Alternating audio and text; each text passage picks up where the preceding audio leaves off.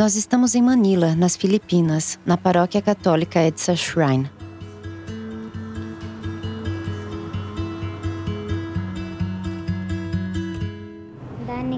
Eu me chamo Danica, tenho 11 anos.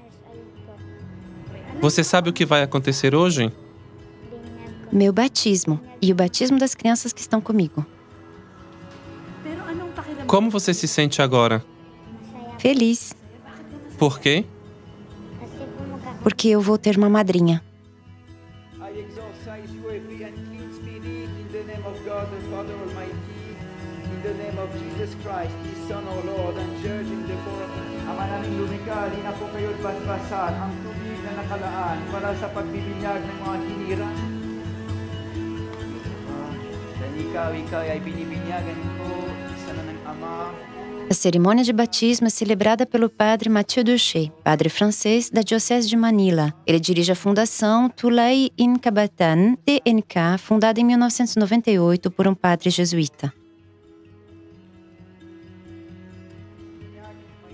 Bagong anak ng Diyos, palakpak natin si Jesus ng malakas.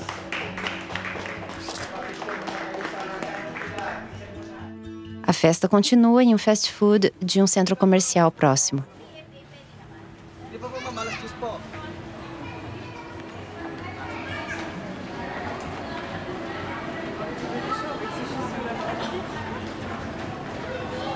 Por trás destas expressões de crianças felizes e ansiosas para provar a refeição, se esconde um ponto comum. Todas elas viveram na rua.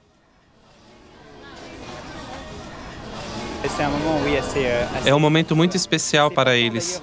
Não tanto pelo restaurante em si, mas pelo fato de sair, de comer do lado de fora como pessoas normais. Quando eles estavam na rua, estavam lá fora e catavam os restos. Agora eles são como pessoas normais e é uma grande mudança.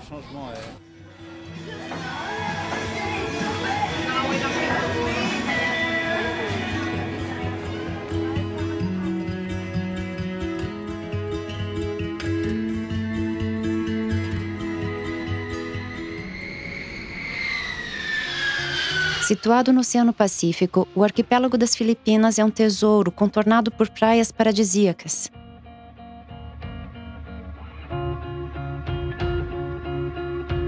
Manila, sua capital, é uma metrópole heterogênea onde os caros e modernos edifícios se elevam ao lado das favelas.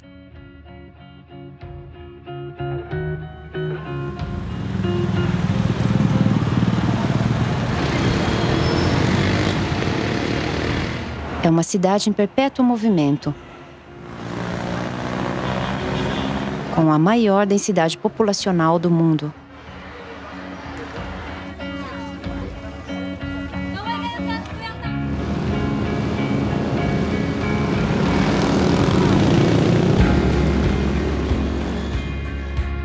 A Fundação Tulay Incabatan, que quer dizer uma ponte para as crianças em filipino, vem em socorro das crianças que estão nas piores situações. Crianças das favelas, flanelinhas e crianças abandonadas na rua. Na verdade, milhares de crianças vivem sozinhas nas ruas, abandonadas por suas famílias ou fugindo de pais violentos demais. Elas se organizam em gangues e vivem de roubos, do tráfico de drogas e da prostituição. A fundação vai ao seu encontro e lhes propõe de se juntarem a um centro de acolhida. Assim, elas terão um teto, refeições regulares e, principalmente, poderão sonhar com o futuro. Mas para conseguir estabelecer contato com elas é necessário ir até seu lar, a rua. É o que faz o padre Mathieu Duché com educadores e assistentes sociais durante cada Big Night. O que chamamos de Big Night são essas noites nas ruas com os educadores, indo ao encontro dos grupos e gangues de crianças de rua e tentando descobrir aquelas que estão prontas para se juntarem à fundação. Nós vamos com o padre Mathieu e Jason, um educador de rua da fundação. Jason conhece bem a rua, pois todo dia ele trabalha por todo um setor da cidade, recolhendo informações sobre as crianças presentes. Essa noite, eles pensam em convencer algumas crianças a se juntarem ao centro, principalmente a Shi, um antigo acolhido que manifestou interesse em voltar.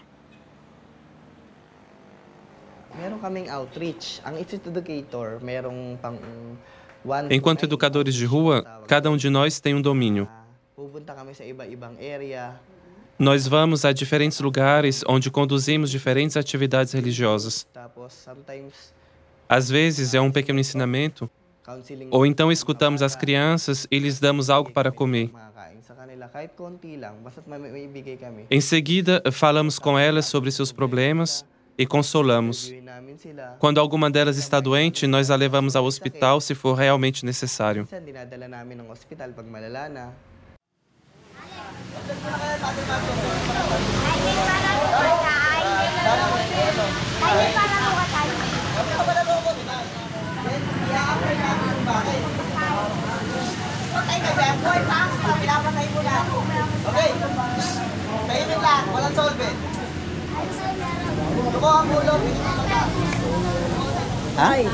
Eu sinto falta dos meus pais. Onde estão eles? Não sei onde estão. Onde estão eles? Não sei onde estão. Por que você não sabe? Faz quanto tempo que você está na rua?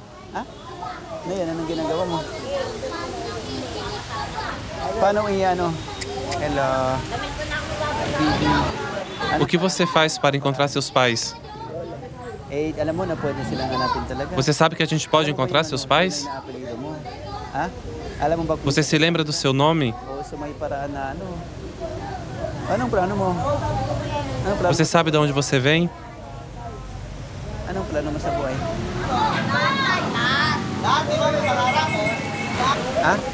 Você tem irmãos? Nós somos 5. Eu sou caçula de uma família de 5. E você sabe onde eles estão, os outros? Quando que você deixou sua família? Quando você deixou sua família? Não chore, não chore.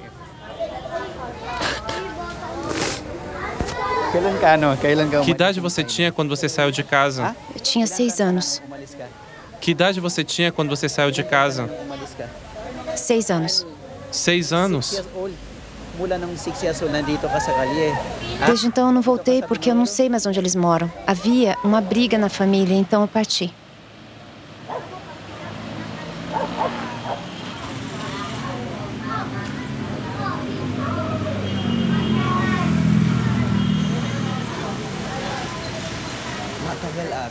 É um processo muito longo. Há momentos em que eles ainda estão sob influência da droga e é difícil de convencê-los. Eles mudam facilmente de ideia. Uma criança de rua tem um temperamento muito instável. Às vezes nos veem como inimigos. Jogam pedras em nossa caminhonete, eles resistem e nos ignoram. Nossa missão é ajudá-los. Então, pouco importa a nossa frustração, nós continuamos a procurá-los, pois isso é o amor. Não temos que sentir raiva deles. Nós devemos amá-los. A citação que me motiva é: uma pessoa difícil de amar é também aquela que mais precisa de amor.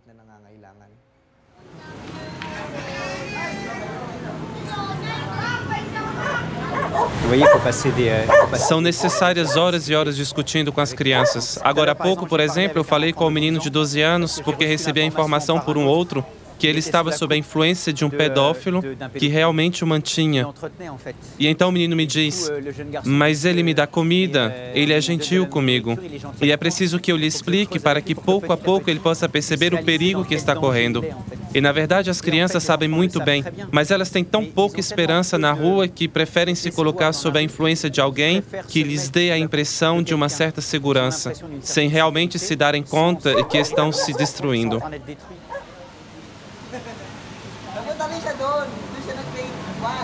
Jason é um antigo menino de rua acolhido pela fundação. Sua experiência faz dele um irmão mais velho das crianças.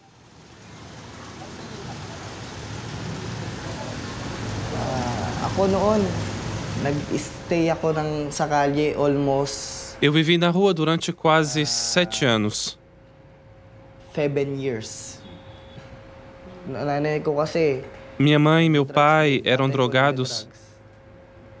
Hindi ko makita sa bahay namin yung Não havia unidade alguma na família. bandang pamilya. Mas gusto ko pang nasa labas.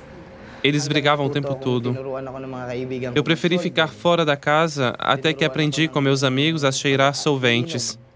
Hanggang tumira sa Comecei a kalye, beber e depois de certo tempo eu me habituei à vida na rua. tumira sa kalye. Oh, Era muito difícil viver na rua sem pai nem mãe. yung nanay, tatay mo. Um dia eu estava deitado em uma calçada fria e pensei, Sa lansangan, seria melhor voltar para casa, buti pa, umuwi ako. pois não havia ninguém para me abraçar enquanto eu dormia, Walang yayakap sa akin. ninguém para me dar banho. Walang magpapaligo sa akin. Kung natatandaan ko, 9 years Se bem me lembro, em 1999, eu tinha 9 anos quando vim pela primeira vez à TNK. Fiquei surpreso de ver uma casa. Haviam pessoas que ocupavam o lugar de nossos pais, de nossos irmãos e irmãs que cuidavam de nós. Foi então que compreendi que existiam pessoas com quem eu podia contar. Mesmo eu sendo malcriado, esquisito, mesmo eu me comportando mal, eu era amado. May magmamahal sa'yo.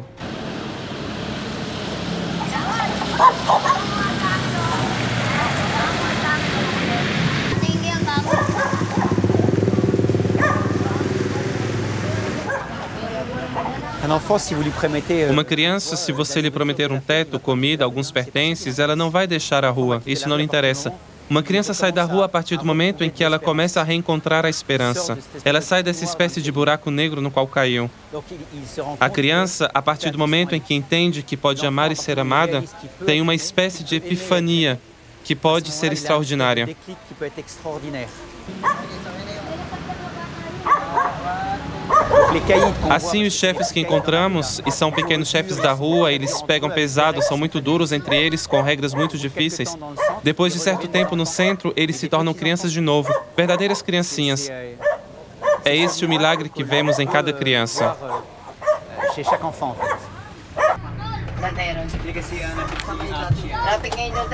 Finalmente, várias crianças, inclusive Erwin, decidiram se juntar à fundação.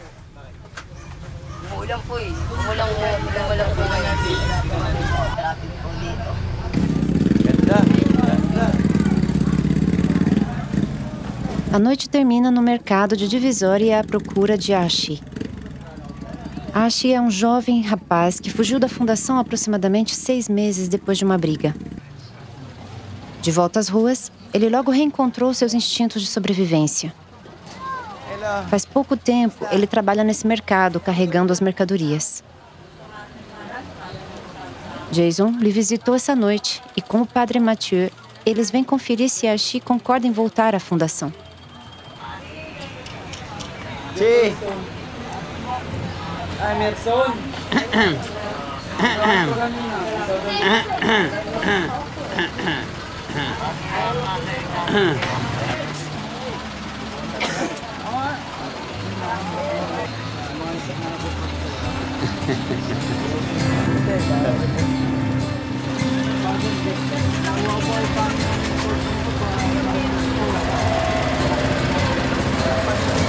Ano, sundukan tayo?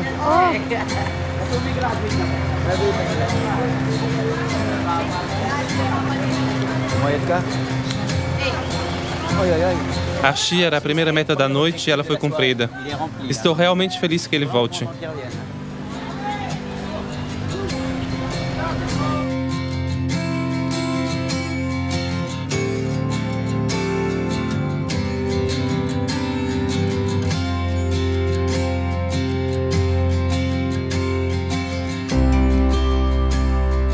Erwin, Ashi e seus amigos dormirão essa noite sob um teto de verdade, depois de uma refeição de verdade. Eles vão se juntar ao Drop-In dos Meninos, é um centro de estabilização onde eles reaprenderão as bases de uma existência mais doce, protegidos dos perigos da rua. Graças a um acompanhamento pessoal, aulas de recuperação, assim como atividades esportivas e lúdicas, eles têm uma chance de se reconstruir.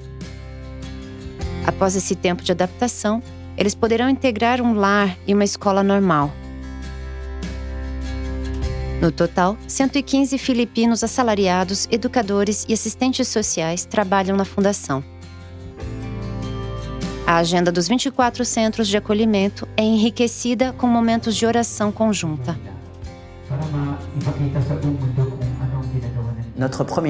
Nossa primeira regra é enxergar a criança como um ser único, com sua história, suas feridas, suas forças e fraquezas.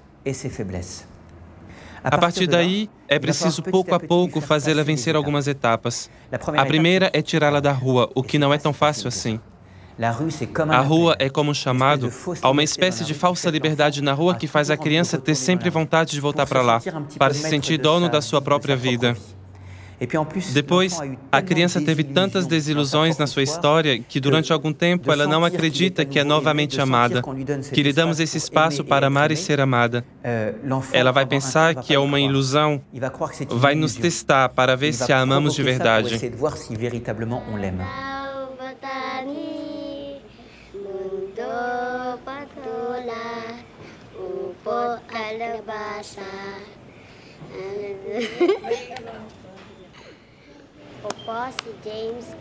Eu sou James Caparaz. Quantos anos você tem? Eu tenho 10 anos. O que você gosta aqui no centro? Nós nos amamos e nós temos amigos. É isso aí. Eu sou Andrew Caparaz. Quantos anos você tem? Eu tenho 8 anos. O que você gosta aqui no centro?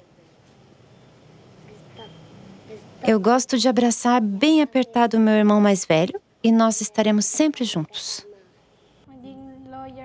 Eu quero ser advogada. Por quê?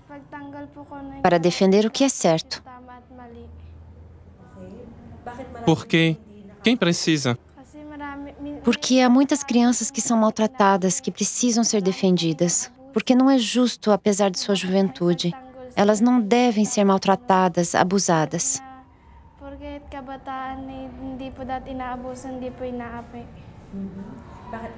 Do que você acha que elas precisam? De liberdade.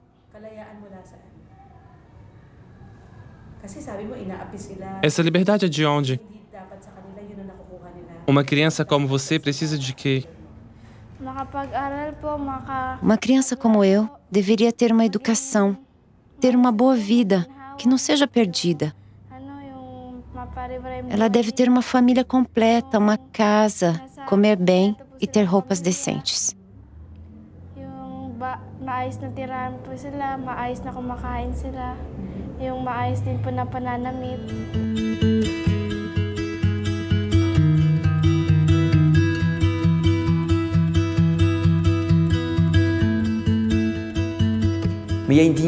Há uma dignidade que é mais profunda. É chegar pouco a pouco, é ajudar as crianças a perdoar. E se essas crianças são capazes de perdoar o que foi feito para elas dentro da família ou na rua com todos os abusos, se a gente consegue levar a criança pouco a pouco, e é muito difícil, mas se a gente consegue levar as crianças a perdoar, você sabe que elas vão provar a si mesmas e ao mundo inteiro que elas são capazes de amar.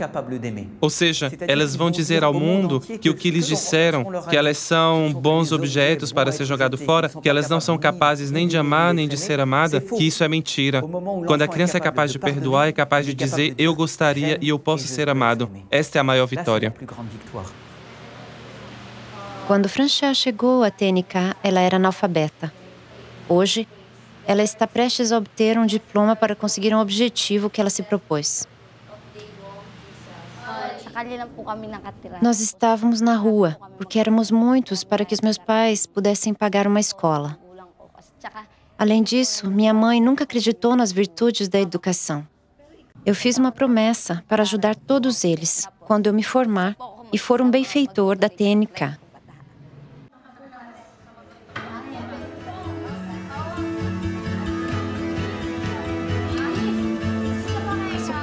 Somos uma grande família aqui.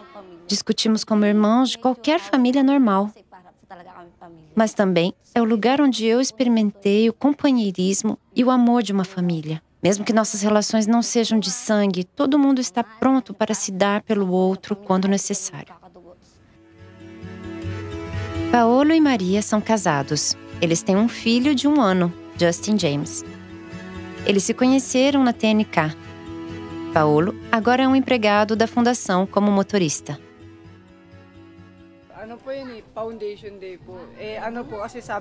Nós nos casamos no mesmo dia da festa da fundação da TNK. Nós nos casamos durante essa festa, não para incentivar outras pessoas a se casarem, jovens como nós, mas para dizer que devemos permanecer firmes em muitas situações. Os relacionamentos são importantes, mas os estudos também são de grande importância.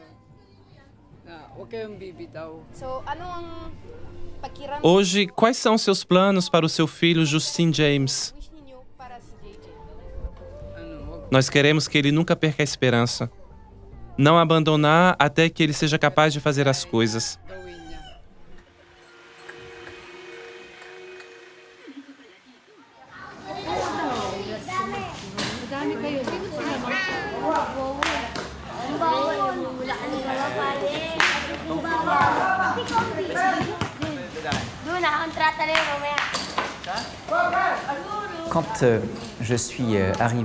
Quando eu cheguei em Manila, em 1998, uma questão que me impressionou.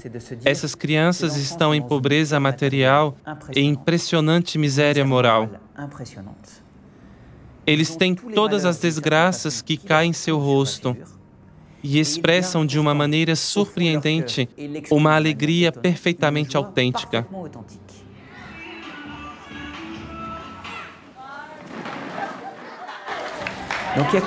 Portanto, há algo aos nossos olhos ocidentais que é um pouco surpreendente. Você quer dizer, de onde vem essa alegria, já que eles não têm nada para ser felizes?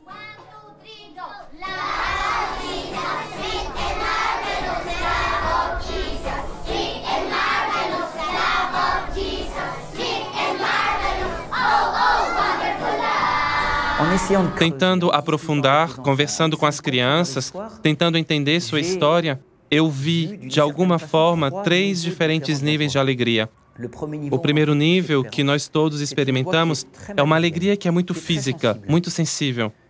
Essas são as alegrias simples da vida. A alegria que sentimos dentro de nós, se você quiser isso, é o que nos torna um pouco feliz. Ela pode variar de algo muito material, como um bom sorvete de baunilha, qualquer relação de amizade, ter um amigo leal, um amigo de verdade.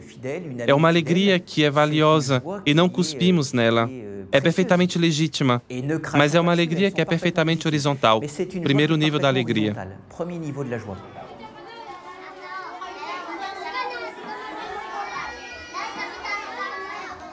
Um segundo nível de alegria, mas que também experimentamos com facilidade, minha alegria vai surgir do fato de que eu dou alegria para outro.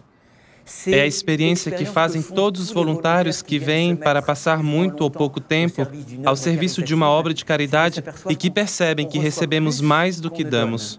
Então, toda essa alegria que queremos dar, essa felicidade que queremos dar, dá-nos uma alegria ainda mais intensa. Este segundo nível de alegria é uma exigência evangélica. Não se trata apenas, de alguma forma, de uma alegria para tentar obter. É uma alegria que Cristo impõe. Nós temos que subir a este segundo nível de alegria. Uma alegria que é, em primeiro lugar, dada.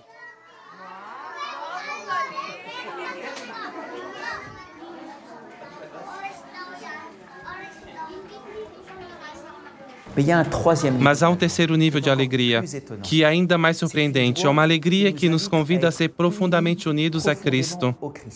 Estarmos unidos ao ponto de que toda a dimensão sensível desaparece. Essa é, na minha opinião, esse nível de alegria que testemunham todos os grandes santos.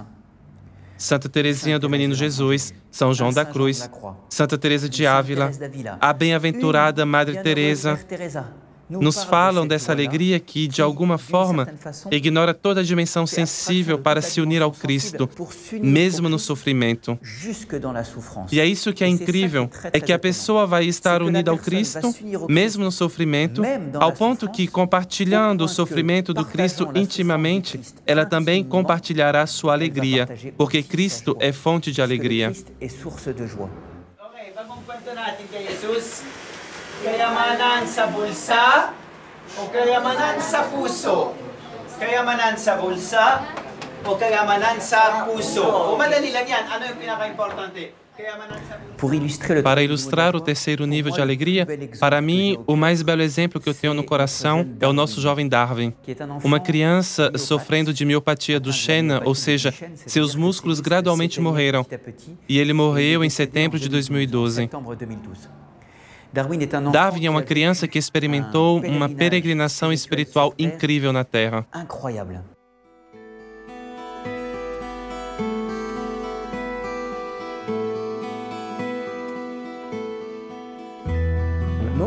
No início, ele falou muito pouco, porque ele tinha acabado de chegar da rua. E ele era como as outras crianças, mal-humorado, especialmente quando ele ainda podia mover-se, levantar os braços ou até mesmo arrastar-se.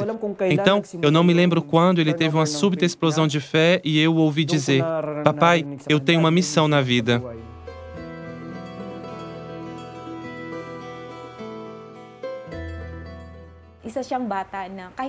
Esta é uma criança que, apesar de seu sofrimento, estava sempre sorrindo. Nós sempre ouvimos dizer: "É a vontade de Deus, nós precisamos apenas rezar."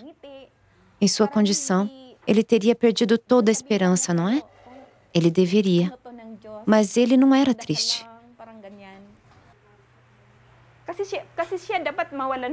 E por causa da sua alegria indescritível, você torna-se alegre. E isso faz você perceber e dizer: "Eu sou realmente abençoado." Você quer saber como ele continua a ser alegre apesar de seu sofrimento? E você se diz que não tem nenhuma razão para ceder à tristeza. Você não tem o direito. Ele tinha uma grande esperança. Então, por que eu deveria ceder ao desespero? Era isso, minha experiência com ele.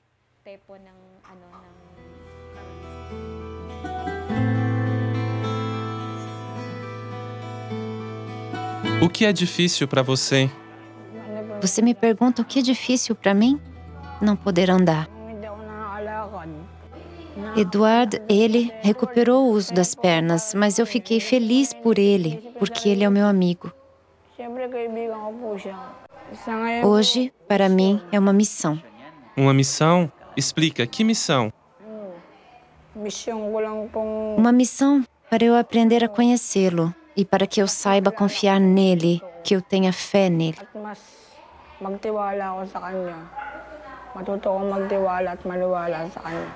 Por quem?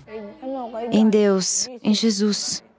Porque só Ele sabe tudo e porque Ele não me sobrecarrega.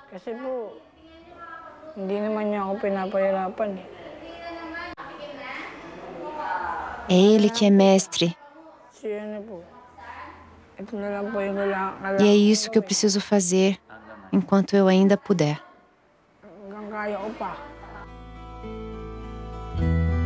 Darwin é hospitalizado. Sua doença atingiu os seus músculos respiratórios.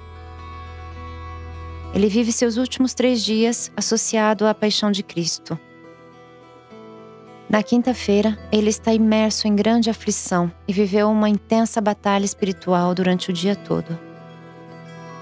Na sexta-feira, quando o padre Mathieu se junta a ele em seu quarto, Darwin pede com dificuldade material para escrever.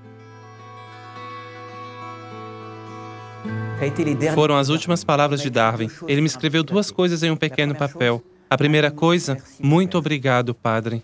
Obrigado. Ele quis dizer obrigado, suas últimas palavras. E então colocou: "Estou muito feliz." Darwin não tinha nada para ser feliz, nada materialmente. Ele tinha apenas sua bermuda e sua camisa. Ele estava entubado em uma cama de hospital, sofrendo muito, porque ele não podia mais respirar. Os músculos dos pulmões não funcionavam mais. Tínhamos que ajudá-lo permanentemente.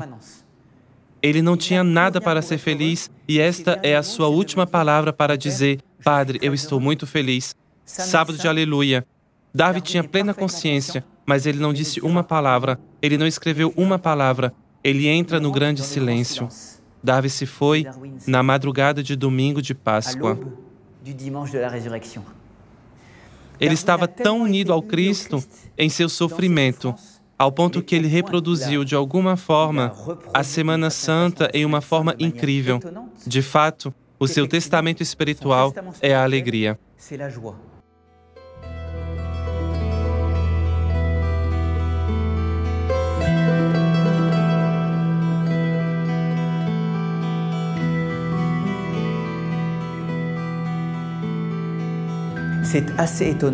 É incrível ver a que ponto as crianças de rua de Manila, consciente ou inconscientemente, isso depende das crianças, atingem o terceiro nível de alegria, porque eles estão unidos profundamente aos sofrimentos de Cristo.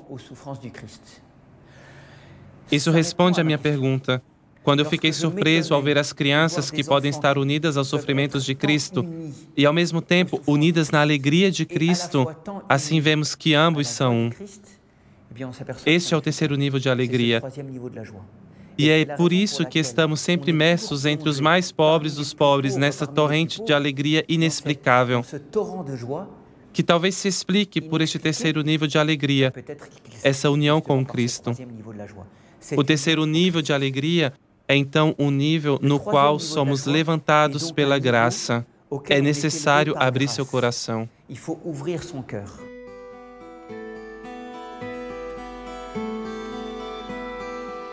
Desde as nossas gravações, Erwin voltou a viver na rua. Ele é muito instável para retornar ao centro.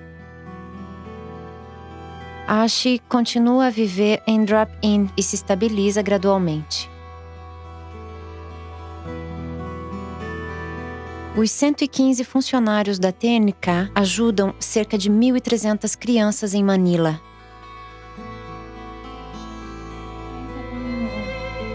Podemos orar por todas as crianças de rua em Manila e em todo o mundo, nos juntando à oração de Darwin Ramos. Senhor, quando perdemos a esperança, quando nossos fardos forem pesados demais, força, estenda seus braços sobre nós e nos cure, nos console. Nós pedimos humildemente o seu espírito de amor.